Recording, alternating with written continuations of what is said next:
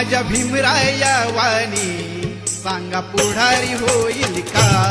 माझ्या भीमराया वाणी सांगा पुढारी होईल का?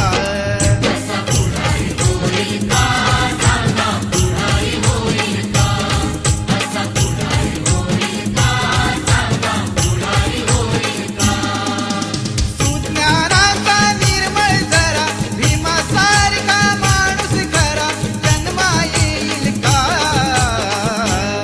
माझ्या भीमराया वाणी सांगा पुढारी होईल का? माझ्या